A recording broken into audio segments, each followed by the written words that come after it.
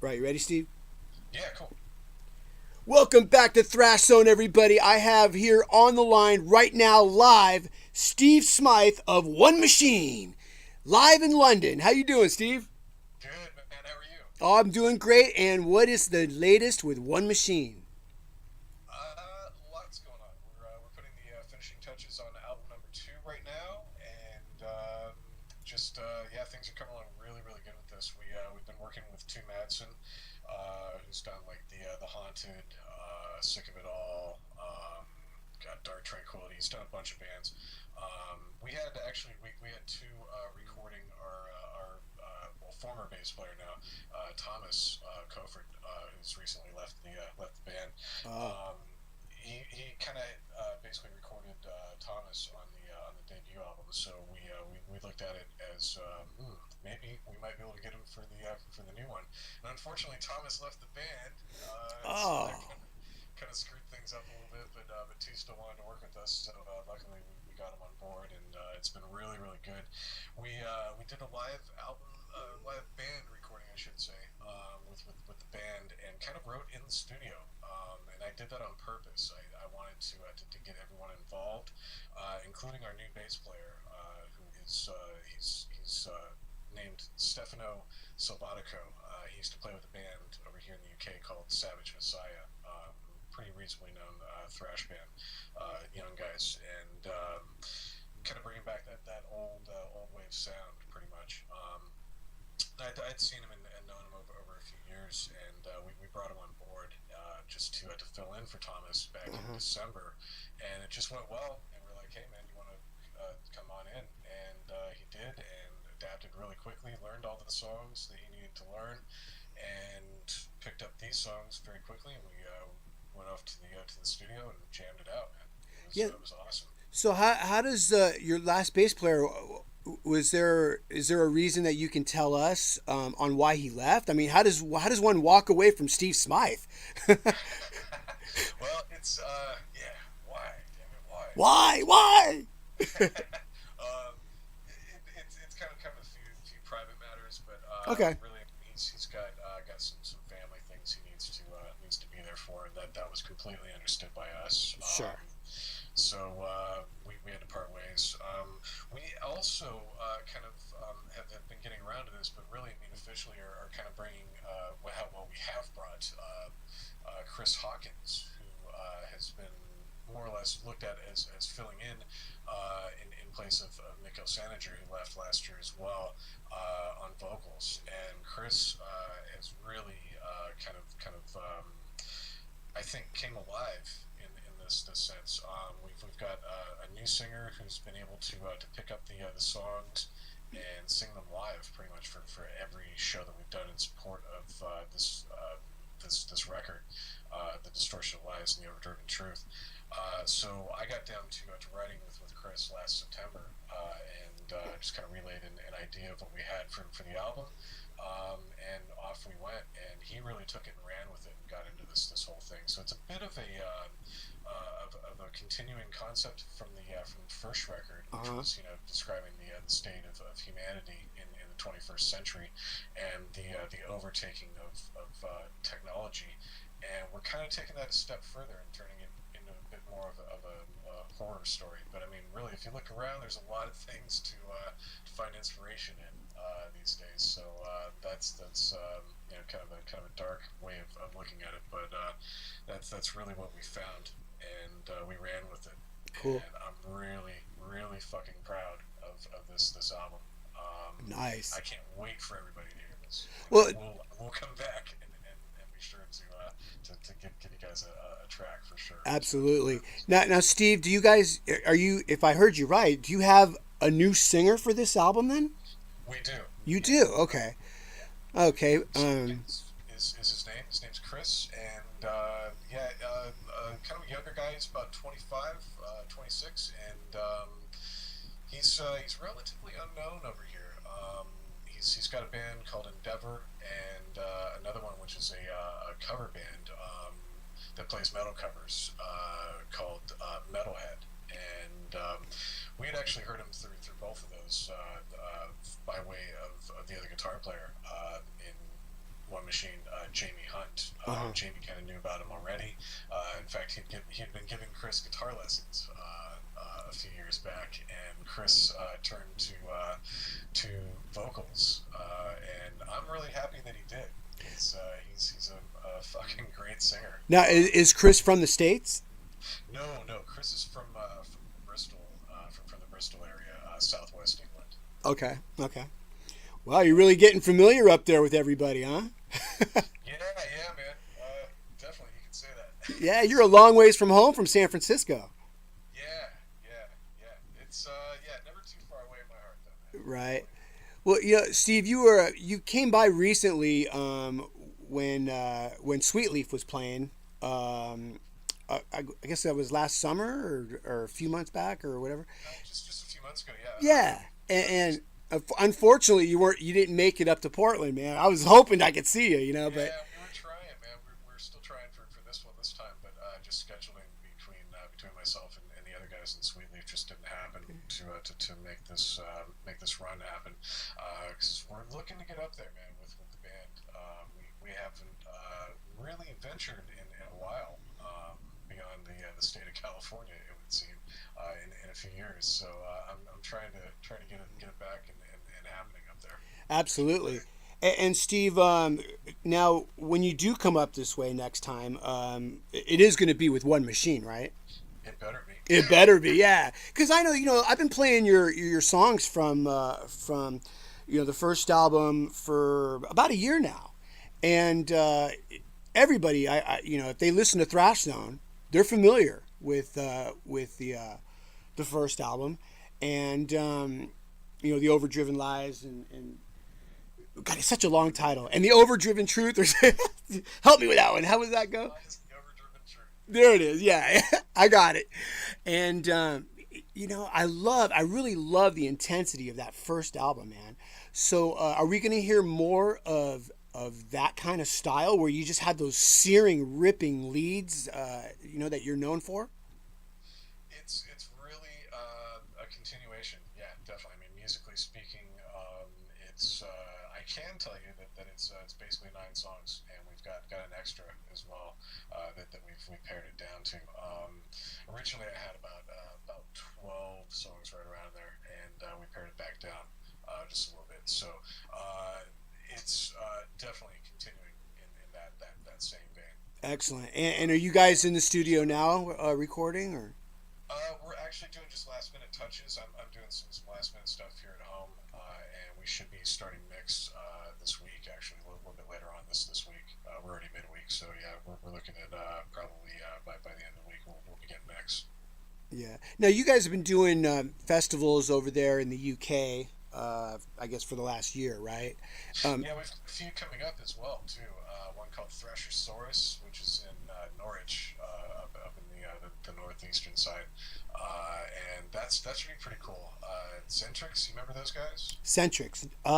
Can't say I don't remember them. Yeah, bit different kind of band, but kind of like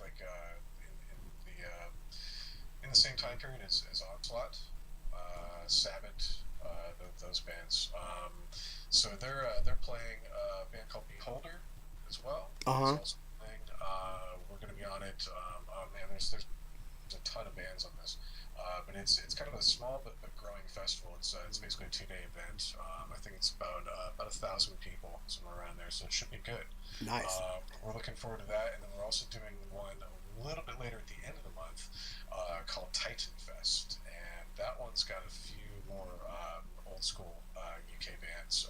Nightlord is one of the bands that's going to be on there, and actually the founder of that band is the guy that put together this festival and asked us to be on it as well too. So we're really pleased to be asked to jump on this one, and that should be pretty fun. Yeah. As well. And we're looking for a few other ones towards the release. I think probably going to take the summer out and really just kind of hit it with promoting the album first, and then release a little bit later on. Sounds good, Steve. You've always been known as an excellent guitar player, shredder.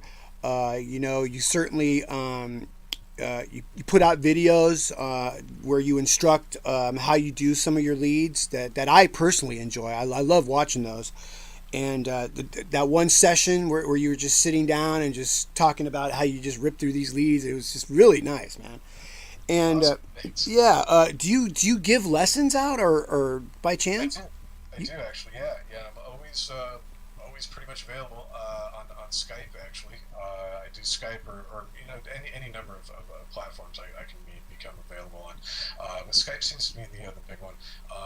You can reach me at steve@stevesmyth.com email and hit me there, and we can talk about it. I do pretty much hour lessons. I'll cover. I'm comfortable covering any style pretty much, but I mean rock and metal is definitely what I'm what I'm known for and what I do every day. So those are things I can definitely help out with, and shredding, working on songwriting, arranging, that kind of stuff. Those are all things I've got plenty of experience in. I've been teaching for God, pretty long time, man. 28 years now. Oh wow, yeah, quite Yeah, quite a long time. yeah. So got a bit of experience out there for anyone interested. Just hit me up. Sure. Now, Steve, you've been over there in the UK for a while now.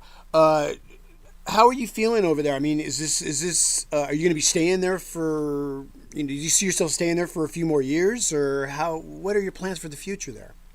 I don't know, man. I mean, I've really realistically been over here for quite a while. Better part of you know close to a decade now. Oh, really? I didn't know that. So yeah. It's been a while. It is home, but I mean, the Bay Area has always been home to me, and that's something I definitely miss a lot. Me and the wife can talk in here and there, but it's right now I've got my pure focus on one machine, and Oh yeah. gonna push until this band is right out there in everybody's face and just crushing. So that's really all about right now. So in that respect, I'm very happy being here. I still miss my friends at home, but Right.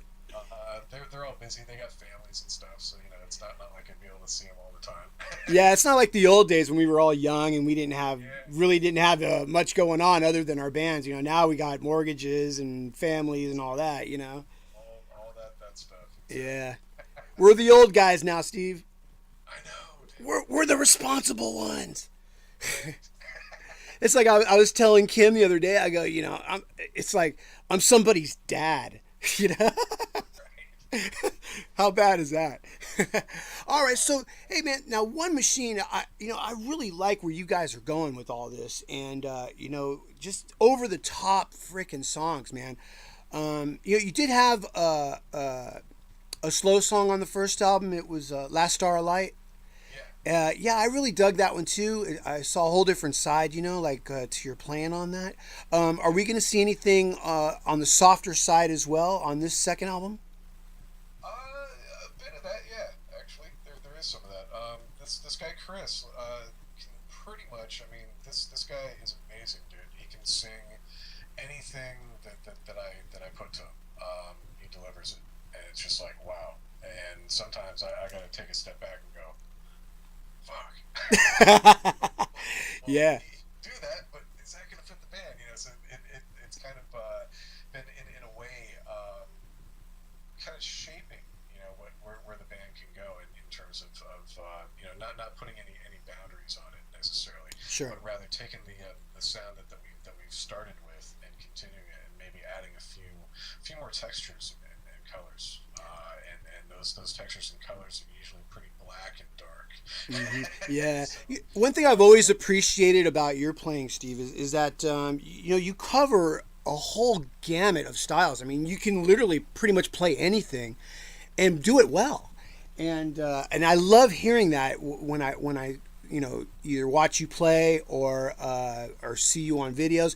Are we going to have any other videos that are going to cover the first album? Or you just go all your focus now is just going into this second one? we had actually talked about that, and there was video footage for another song, but actually we have a few kind of playthrough videos, and those are going to be introducing Chris as our new singer. So we've got him basically, kind of more or less covering a few of the songs, kind of live in the studio type of vibe. And so those will be coming here within a few weeks.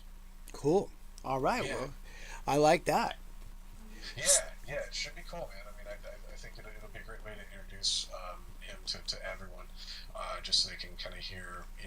You've already heard the album version. Now you get to hear Yes. how we're actually pulling this off live, and how killer it really has become. And speaking of live, Steve, have you guys? Do you have anything on YouTube where you played a festival where there's a full performance where people can see what you're doing these days? You know. Not that I've seen. Our record label has actually been quashing quite a bit of that, or at least they say it's not them. They say it's the distributor, and I'm thinking, okay, well, someone's actually stopping all these videos from getting posted by other people, and it's been pretty frustrating. If there's anyone out there that has footage, throw it up there. Yeah. So I'll grab it and put it on our website. Yeah, because I've been doing looking for a long time, and it's really Yeah, tough to get one machine. I don't know what it is, man, but I look all over YouTube, and I'm thinking to myself, I know it's there. It's just yeah, yeah. yeah, It's a matter of finding it and not having it taken down, basically. right, right. Which I disagree with. I mean, it's a live performance. Let's hear it. Let's see it. Definitely. We've got actually a backlog of footage from our shows last year, and I fully intend to release that stuff after kind of touching up the audio a little bit, because sometimes it's just like a not necessarily a phone camera kind of sound, but like a camera condenser mic, Yeah, sound, yeah, and it just sounds a bit like kind of compressed, like yeah, yeah. I totally get that. sometimes you don't want to get that, No, you don't. Yeah. Steve, everyone knows you as a great guitar player. But is there any other instruments that you play? I do a little here, a little there. I've been singing background in the band, or in bands actually for pretty much most of my life. Yeah. So I do a little bit of that. I sing, songwrite, that kind of stuff. I can play bass, play a little bit of keyboards. In fact, I'm kind of hacking my way through. There's a cover that we're doing that requires just a little bit of layering underneath, and I'm just kind of putting some stuff in there. It's pretty cool. Yeah. Can't really say what it is other than that it's a now very classic Black Sabbath song. Oh yeah. Excellent, man. Well, we all love Sabbath. Yeah, and it was one that actually fit the concept of what we're doing. So I'm going to leave it there, and I'll let everyone out there guess what it might be. Well, your band that you do for Sabbath, your cover band, Sweet Leaf. Um, what are your thoughts on Black Sabbath saying that this year they're going to do one final album, one final tour, and then of all places have their last show in Japan? I don't think it's going to be the last shows. You don't think so? I really don't, and I'll tell you why. Because Because Sharon needs money. to fly out there. Yeah, exactly. But it's a bit far for people to go. It's a bit expensive. I mean, that's like $2,000 a flight. Yeah. From California, I know that from experience. So that alone, right there, is going to probably thwart a lot of people from being able to see it. Uh, you got to look at like when Zeppelin did the reunion thing, though. Uh They huh. did it in London. They did it at the O2 Arena, Yeah. which is 20,000, and people had to fly out for it, and that again, that was a thing where those flights were easily a thousand on up, maybe even cheaper at the time. Yeah, maybe a bit. I mean, if you knew about it that far in advance, you might be able to get a reasonable discount. But I mean, still, it's like holy shit, dude. That's a lot of dough. Yeah, it's a For lot of those bank, but times. it was Well, still in their native country, though, right? Wasn't it in England? yeah, Yeah, yeah. exactly. You In know, London as well too. yeah. I would have thought Birmingham, definitely. But the band basically formed here, didn't they? So that was the main thing. But for Sabbath, I would think over here Birmingham definitely. Oh, totally. Yeah, well, that's where they're from. That's where they got Yeah, everything started. yeah, So, precisely. so in your mind, there's still this isn't the last.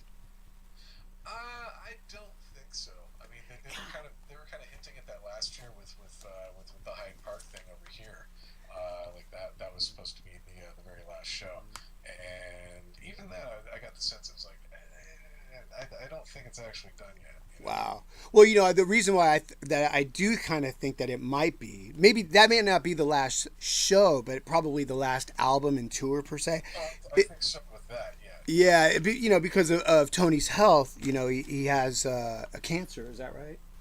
Yeah.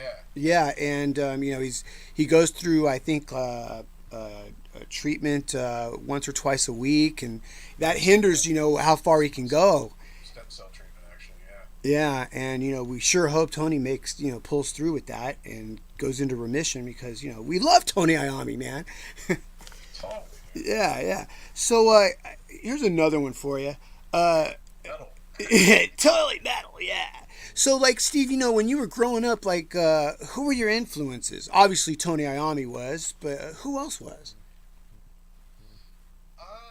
Actually, I mean, for me, the very first earliest influences were Angus Young Yeah. and AC/DC. I mean, the very first thing I ever heard as a youngster was actually Back in Black, right when it came out. I had a neighborhood friend who actually had the record and was sitting there trying to figure it out, and he tossed me the guitar. He's like, "Here, you go for it, you try it." And so I tried it, and I got hooked. And before that, it was like a couple of years back. Before that, I was actually trying to make the sounds of the end of "We Will Rock You" with my mouth. I was actually trying to go. Rah, rah, rah, rah, rah, rah, I didn't know what I was doing. No shit. And then I realized that was a guitar. And then 2 years later, this thing with AC/DC and Back in Black, and then I heard he was into Aerosmith and got me into them as well. And it was all about Joe Perry and Brad Whitford as well too. I mean, he was definitely the slick player in the band. But Joe Perry's got some bluesy soul about him, and that's the one thing that I think really kind of drew me was just both those guys kind of having a certain way that they spoke when they played. Yeah, yeah. That's what kicked it off, and then from there, with that kind of like phrasing and stuff like that in mind, it kind of grew to Randy Rhoads. Obviously Tony Iommi. Yeah. You can't skirt around Black Sabbath at all. Definitely not. That was awesome when I heard that the first time. But Randy, Yngwie came along, and then it was just a discovery of all these Shrapnel Records guys. Yeah, yeah. And then everyone just came out. Yeah. But around the time of Yngwie as well too, I got turned on to Loudness and Akira Takasaki. And Yeah. it wasn't actually Thunder in the East either. It was actually the record before that called Disillusion, and that record really flipped me on my head, man. I was just fucking amazed by the solo exploder. Yeah, me too. I used to go down to the record vault in San Francisco, and I would buy those Loudness records, Right. and because back then you had to buy them as imports, and Yeah, man, exactly. they were a trip because the singer, he sang in Japanese and English, he just kind of mixed it up, Right. We had a place called Rebel Records, which was Kat Sanofsky. She was the band Vane. She was their manager back in the 80s. She also managed Death Angel. Oh, okay. Right around the same time as well. She had Rebel Records, and I want to say she had something to do with the record vault down there as well. I'm pretty sure. Yeah. Anyway, we had that store, and she brought like tons of import stuff in there. It was just like everything that you wanted, you could find.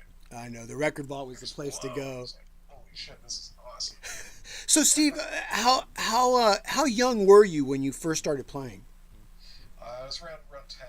10 years old. Okay. Yeah, 10 years old. Like Yeah. for me, I was 12 years old, but my mom wouldn't buy me a guitar. Right. Yeah, she said, no, I'm not getting you a guitar. And I kept going, why, Mom, why?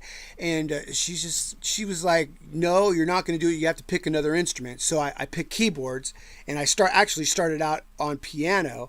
And the first song I ever learned was Toto, Hold the Line. Yeah, that one. Yeah, but That's not a bad first song, man. I was like 12 years old, so it didn't matter, singing's my thing, man. And yeah, so I'm really glad. Is there anything else you wanted to let everyone know about One Machine and what's happening with Steve Smyth? Well, for One Machine, you guys can all find us on Facebook, facebook.com/One Machine Official. On Twitter, if you're into that, it's twitter.com/one_machine. And for me, you can find me on Facebook, facebook.com/Steve Smyth 01, 01 after that, and Twitter, it's the same thing, twitter.com/Steve Smyth 01. If you're interested in lessons, write me, steve@stevesmyth.com. If you're interested in booking One Machine, write us at onemachineofficial@gmail.com. There you go. Definitely be talking. And fans, if you're into Steve Smyth like I am, let your local promoter know we want One Machine in our town, and Steve will do his best to get on over there and play for you. We will indeed. Yeah, no, wherever you are. wherever you are. And also, Steve, you're actually a very accessible guy. I know that you have good rapport with your fans. You don't shy away. You talk to people, and that's pretty cool, man. A lot of people, they just don't want to be bothered. But you've always been there to talk with everybody. Oh yeah, I mean, I like getting to know people, and especially, I mean, if I'm playing for people, I want to hear what they think. Yeah, absolutely. I do care, and yeah, I don't know. I mean, I when I was younger, I was really shy, and I just learned quite a while ago actually that I had to get over that, and kind of get out there and be just get to know people and get to know how humanity is. Right. Hey, Steve, you know what? I got an off the wall question, man. I was doing some searching the other day, and I was trying to pull up some pictures on you, right? And Steve, I saw the picture you found. right. Well, I dig them old pictures, But when I was looking around, there was a guy, an artist named Steve Smyth, and he kind of looked like you, but he didn't. He had like big old, like brown beard and short brown hair. Was that you? No. That's not you. That's another Steve Smyth, isn't it? That is an Australian Steve Smyth. Yeah, but they mix you two up, man, when they do their write-ups. Yeah, there's a little thing with Google in which they reset some kind of thing, and this guy's webmaster jumped on it, and mine kind of choked back a little bit. So I'm trying to get that rectified, but just to give that guy a little shout, he is actually pretty talented. He's a bit more like your if you're into it, like your Jeff Buckley kind of emotional folky type of guy. He looks a bit hipster, but Totally looks hipster. He can completely sing his ass off, and power to him. Definitely for that. But All right. Give me my name back, damn it. Yeah, no shit. All right, Steve, it's been nice talking to you, man. It's always a pleasure to speak with you. It has been a while. Yeah, definitely. We've been busy. Yeah, and I'm glad to see that everything's still going good for you. And with the thrash stuff, man, it's awesome. Keep it going, dude. oh yeah, well, Steve, when we first talked to you, I think we were only broadcasting in the city of Portland, Oregon, and we probably had like 20 listeners. Now you fast forward a year and a half. Now we're 114 countries with 5,653 listeners last month. Wow. So that's quite a jump from just. It's awesome, man. Yeah, so it has. It's definitely picked up, and I attribute that to having great artists such as yourself on the show. And thank you very much for coming on. Well, thank you very much for having me, man. I really appreciate it. All right, Steve Smyth, everybody, of One Machine. Metal. Metal.